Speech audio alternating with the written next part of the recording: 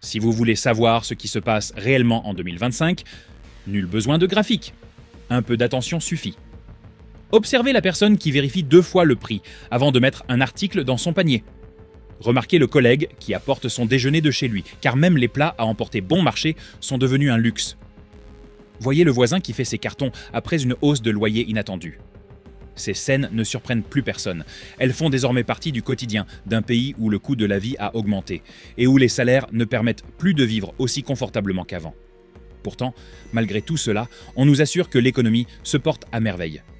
Si l'économie est vraiment florissante, pourquoi a-t-on l'impression que le simple fait de vivre pèse de plus en plus lourd sur les gens chaque année ? La disparition de la classe moyenne parcourez presque n'importe quelle rue des États-Unis et vous constaterez que le bitume reste immuable. Les voitures sont garées dans les allées. Les pelouses sont impeccablement tondues. Les lumières s'allument à l'heure du dîner. Vu du trottoir, le paysage ressemble à l'image de la classe moyenne dans laquelle on a grandi, familière, ordinaire, inchangée. Mais à l'intérieur de ces mêmes maisons, la réalité ne correspond plus à l'image qu'on s'en fait. Une famille qui semble à l'abri depuis la rue jongle avec des enveloppes qu'elle s'efforce de ne pas ouvrir. Les provisions dans le garde-manger proviennent du magasin le moins cher du quartier le plus éloigné, car le magasin du coin est désormais un luxe. Une voiture qui paraît en parfait état de marche dans la rue est en réalité immobilisée par des réparations urgentes que chacun espère voir attendre encore un mois. La plupart des ménages font quelque chose qui n'apparaît jamais dans les statistiques nationales. Ils font semblant d'être stables tout en vivant dans l'improvisation. Ils reportent leurs dépenses d'une carte de crédit à l'autre. Ils paient leurs factures d'électricité en retard pour pouvoir payer leur loyer à temps. Ils se privent de petits conforts, puis de nouveau jusqu'à ce qu'il ne reste plus que l'essentiel. Il ne s'agit pas d'orgueil, mais de survie. On souhaite que nos maisons paraissent paisibles, même si notre budget est maintenu à flot par des estimations approximatives et de la chance. On range nos salons, on reçoit la famille le week-end. On préserve nos habitudes, car admettre la fragilité de la situation rendrait cette fragilité impossible à ignorer. Pendant des générations, appartenir à la classe moyenne signifiait avoir une certaine marge de manœuvre, une petite marge de manœuvre pour faire face aux imprévus. Mais cette marge s'est réduite à presque rien. Une hausse de loyer, une panne d'alternateur, une facture médicale, et tout peut s'effondrer du jour au lendemain. Et pour de nombreuses familles, le premier signe de cette précarité n'est ni l'avis de loyer, ni la facture d'énergie, c'est au supermarché. Pour comprendre la véritable situation économique, observez votre panier. Un panier qui coûtait autrefois 100 $ revient désormais à 120 ou 130 $ pour les mêmes articles de base. Le prix du lait augmente de quelques centimes, puis de quelques autres. La taille des boîtes de céréales diminue. Les emballages perdent discrètement du poids, tandis que les prix augmentent. Chaque semaine, le total grimpe, même si le contenu du panier semble inchangé. Les familles réagissent d'une manière que les chiffres officiels de l'inflation ne prennent jamais en compte. Les fruits frais deviennent un plaisir. La viande est utilisée pour plusieurs repas. Les conserves comblent les manques car elles sont moins chères et se conservent plus longtemps. Les parents mangent moins pour que les enfants puissent manger davantage. Cuisiner devient un calcul et non plus une activité créative. Tout le monde le ressent. Le resserrement des mesures, l'érosion, et le fait que le total à la caisse n'ait plus aucun sens par rapport à ce qui paraissait normal auparavant. Et une question se pose, non sans humour. Si les responsables de l'économie affirment que l'inflation ralentit, pourquoi chaque reçu indique-t-il le contraire ? Qui au juste est mesuré ? Qui est protégé ? Et qui absorbe toutes les hausses que les gros titres passent sous silence ?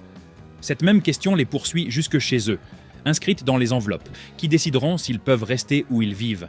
Rend le prédateur silencieux. Autrefois, le loyer était censé être le pilier prévisible d'un budget. Son montant pouvait augmenter avec le temps, mais suffisamment lentement pour permettre aux ménages de s'adapter. Aujourd'hui, le loyer est devenu l'élément imprévisible, qui peut tout bouleverser d'un simple préavis. Un locataire qui a toujours payé son loyer à temps subit une augmentation impensable il y a 10 ans. 100 $ de plus par mois, 200 $ de plus.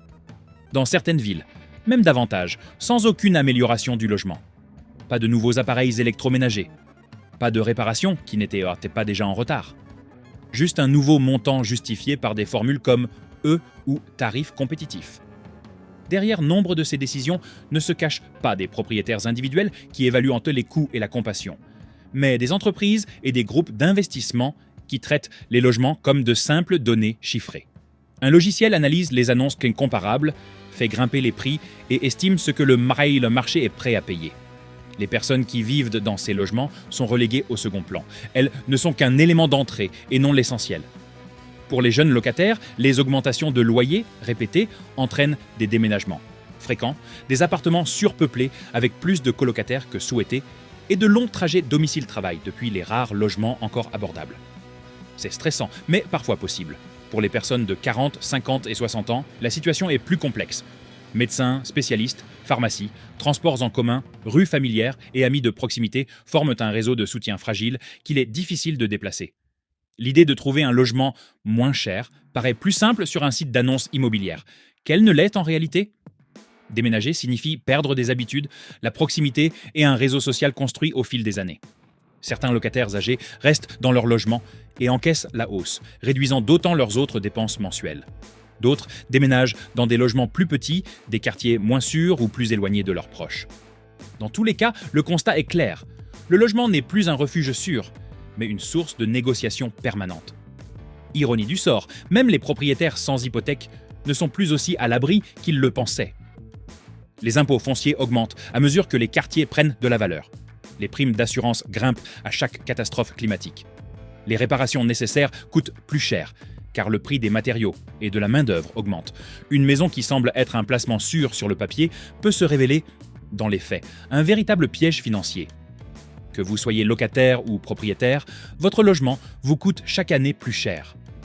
Pourtant, votre salaire, une fois versé sur votre compte, reste souvent quasiment inchangé. Des salaires qui augmentent sur le papier et diminuent en réalité. Comparez une fiche de paie d'il y a 10 ans avec celle de cette année. Pour beaucoup, le montant est plus élevé. Augmentation de salaire, revalorisation du SMIC, promotion. Sur le papier, le revenu semble donc avoir progressé. Comparez ce même salaire au coût des courses, du loyer, des factures, des soins de santé et des transports, et le constat est tout autre. Lorsque le coût de la vie essentielle augmente sensiblement, les faibles hausses de salaire sont vite absorbées. Ce qui compte, ce n'est pas le montant en lui-même, mais ce qu'il permet réellement d'acheter. Il s'agit de l'écart entre le salaire nominal et le salaire réel. C'est ce qui explique le sentiment de pauvreté, même lorsque les revenus ont techniquement augmenté.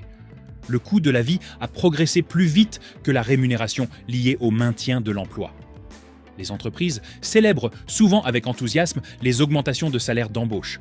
Parallèlement, elles réduisent le temps de travail, privilégient les emplois à temps partiel ou gèlent les promotions des employés déjà en poste. Elles augmentent les responsabilités sans ajuster les légis. Salaire en conséquence. Les primes, autrefois attractives, sont discrètement réduites et liées à des critères plus difficiles à atteindre. Nombreux sont les travailleurs qui augmentent leurs heures de travail ou cumulent les emplois, non par choix de vie, mais par nécessité absolue pour payer leurs factures. Ils font des livraisons avant ou après leur emploi principal, travaillent hard le week-end dans le commerce ou la restauration, et doivent jongler avec plusieurs sources de revenus pour joindre les deux bouts. Chaque heure supplémentaire leur offre un peu plus de répit, mais les fatigue un peu plus. Parallèlement, la productivité augmente et les profits croissent, surtout pour les grandes entreprises. Le fossé entre le travail accompli et la rémunération perçue par les travailleurs se creuse de manière flagrante pour qui le vit au quotidien, et étrangement invisible pour qui se contente de lire les rapports trimestriels. Quand on entend sans cesse que l'économie est florissante, mais qu'on a toujours l'impression que son salaire ne suit jamais la hausse des prix, cela peut être déstabilisant. Nombreux sont ceux qui pensent y faire quelque chose de mal, car le discours officiel laisse entendre que la situation évolue. En réalité, ils sont pris au piège d'un système conçu pour considérer leur stabilité comme une option. Ce décalage n'est pas un hasard. Il découle de la manière dont l'économie est mesurée et analysée. Si tout cela vous semble étrangement familier, la hausse des factures d'épicerie, la diminution des salaires, l'augmentation soudaine du loyer, vous ne rêvez pas. Ces situations deviennent la norme, même si cela peut paraître anodin pour des millions de personnes. Quels changements avez-vous constatés dans vos factures, vos habitudes ou votre quartier ? Partagez votre expérience dans les commentaires afin que d'autres puissent comprendre la réalité qui se cache derrière les gros titres. Et si vous souhaitez des analyses plus approfondies pour mieux appréhender ce que vous vivez, cliquez sur « J'aime » pour que ce message soit diffusé et abonnez-vous pour ne rien manquer de ce qui se déroule sous nos yeux. Le mythe d'une économie florissante. La santé économique d'un pays est souvent décrite à l'aide d'une liste d'indicateurs bien connus. Le produit intérieur brut est en croissance, le taux de chômage est faible, Le marché boursier reste élevé. Les bénéfices des entreprises sont solides. Ces faits peuvent être techniquement vrais alors qu'une réalité tout autre se produit au niveau des ménages. La hausse du produit intérieur brut indique que la valeur totale des biens et services augmente. Elle ne précise pas qui bénéficie de cette croissance. Un faible taux de chômage suggère que les gens ont un emploi, mais ne dit rien sur la qualité de ces emplois. Sont-ils suffisamment rémunérateurs pour couvrir les besoins essentiels? Offrent-ils une couverture santé et une sécurité sociale? Un marché boursier performant reflète la confiance des investisseurs et non le bien-être des travailleurs. Lorsque les dirigeants affirment que l'économie se porte bien, ils se réfèrent souvent à ces données agrégées. Ces données lissent les extrêmes. Elles font la moyenne des situations des ménages prospères et de ceux qui traversent une crise silencieuse.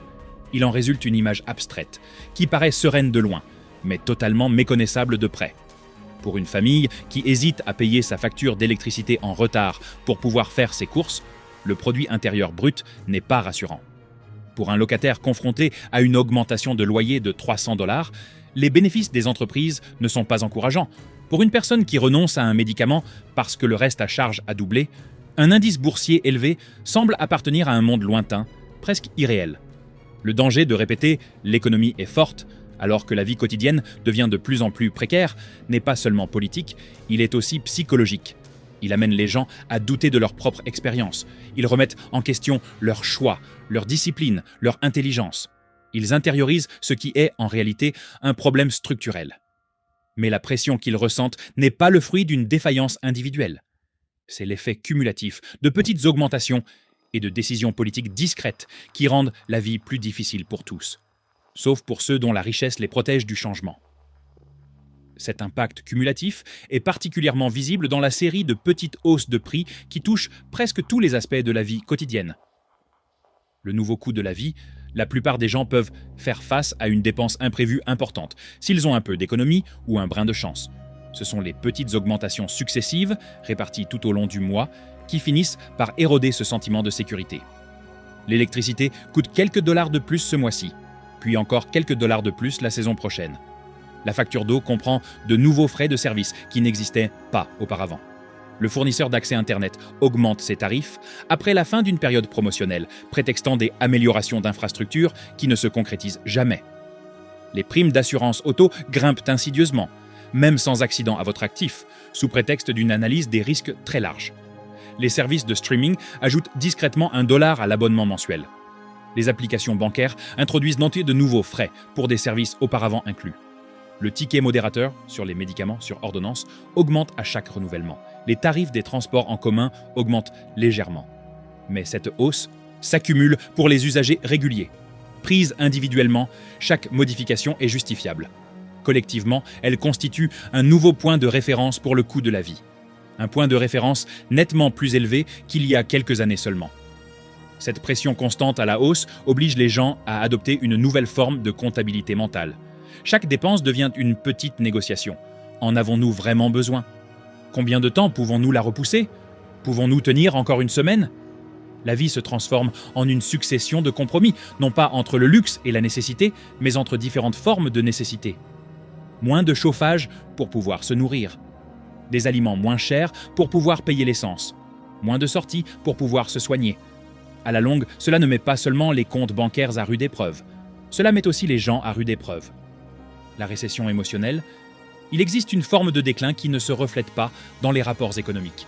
Il se manifeste dans l'état d'esprit des gens au réveil, dans leurs conversations du soir et dans leur façon d'aborder leur journée. Quand consulter son solde bancaire devient la première et la dernière chose à faire de la journée, cela devient épuisant. Quand chaque notification téléphonique d'une société de facturation provoque une montée d'angoisse, il est difficile de se détendre. Quand aller faire les courses donne l'impression de passer un examen pour lequel on n'a pas assez révisé. La vie quotidienne se transforme en une succession d'épreuves que l'on risque d'échouer. Les gens revoient leurs ambitions à la baisse pour les adapter à leurs moyens. Les vacances disparaissent les premières, puis les petits plaisirs, puis les loisirs. Dans certains cas, même les soins médicaux deviennent facultatifs, même si personne ne l'admettrait ouvertement. La honte aggrave le stress. Nombreux sont ceux qui perçoivent le fait de parler ouvertement de leurs difficultés financières comme un échec, surtout après des décennies de travail acharné et la conviction d'avoir tout fait correctement. Ils se comparent aux personnes qui semblent prospérer et en déduisent qu'ils ignorent un secret. Les familles se protègent mutuellement de toute la vérité. Les parents évitent de dire à leurs enfants à quel point la situation est difficile pour leur épargner des soucis. Les enfants adultes minimisent leurs propres difficultés pour ne pas contrarier leurs aînés. Les couples se cachent leurs peurs les plus profondes pour préserver la paix au foyer. Cet isolement masque le fait que des millions de foyers subissent des difficultés similaires. Il masque également la réalité qu'à un certain point, il n'y a plus rien à couper.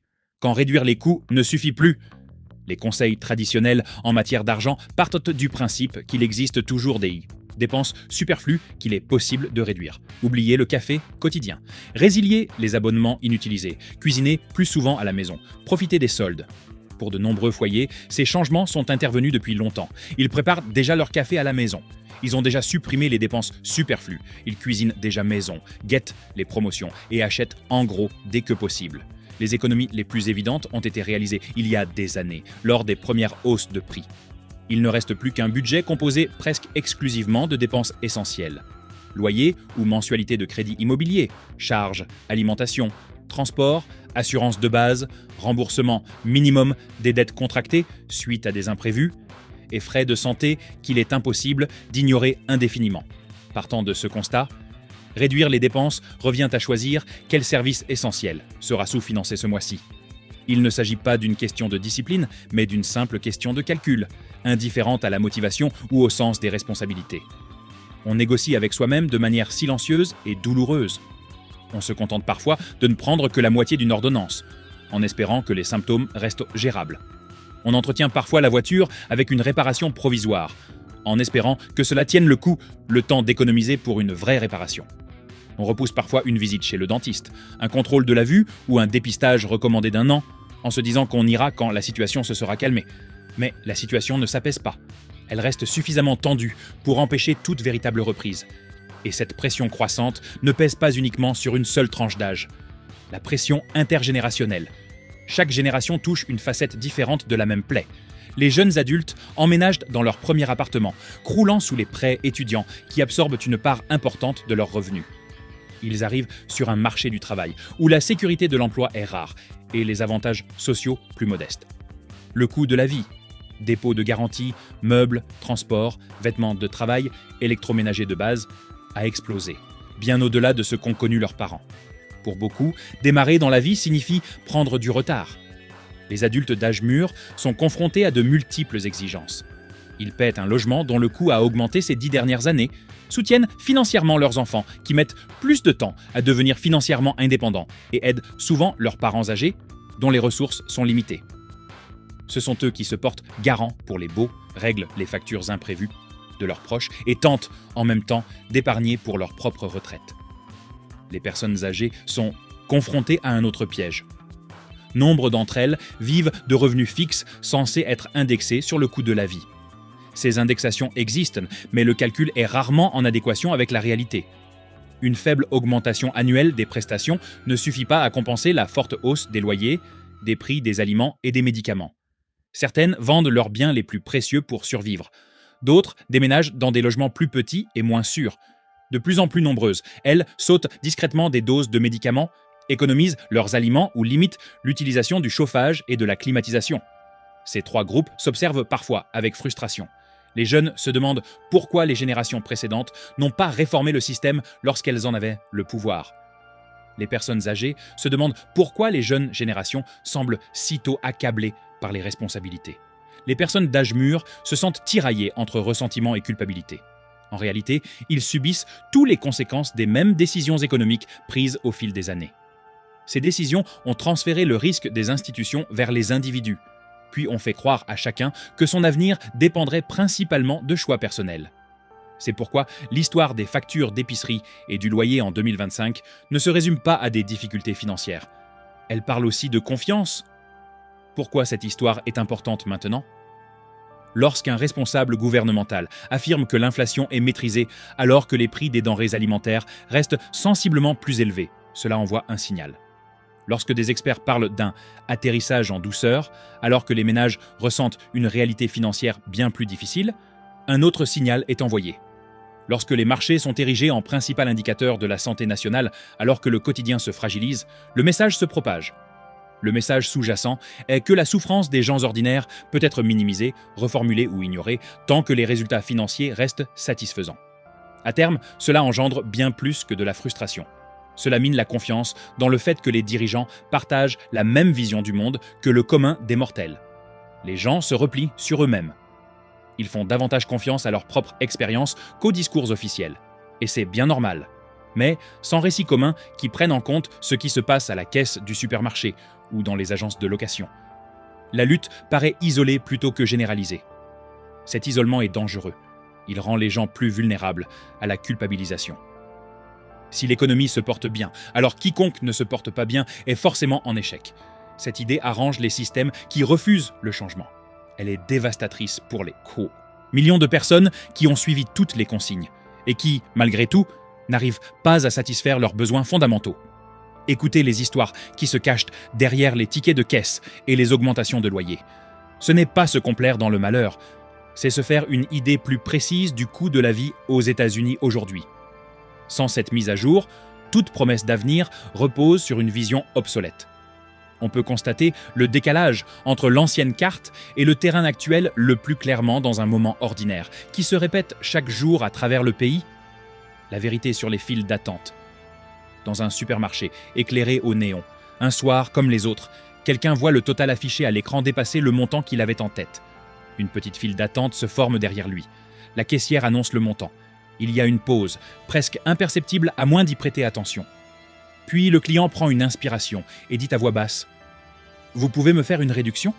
C'est peut-être un paquet de viande, peut-être une petite friandise pour un enfant, peut-être des provisions pour la semaine. » La caissière retire l'article, scanne à nouveau le reste et annonce le nouveau total. Cette fois, la carte passe sans problème. La file d'attente avance. Ce phénomène n'apparaît pas dans les rapports économiques. Personne ne le représente graphiquement. Pourtant, multiplié par des millions, il en dit plus sur la santé d'une société que n'importe quel indicateur.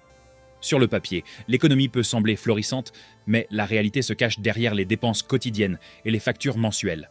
Si vous avez déjà fait la queue à la caisse en calculant mentalement, ou si vous avez déjà ouvert un avis de loyer avec cette sensation d'oppression, vous ne l'imaginez pas, vous vivez cette situation difficile dont personne au pouvoir ne veut parler. Si cela vous rappelle votre vie ou celle d'un proche, partagez votre histoire dans les commentaires.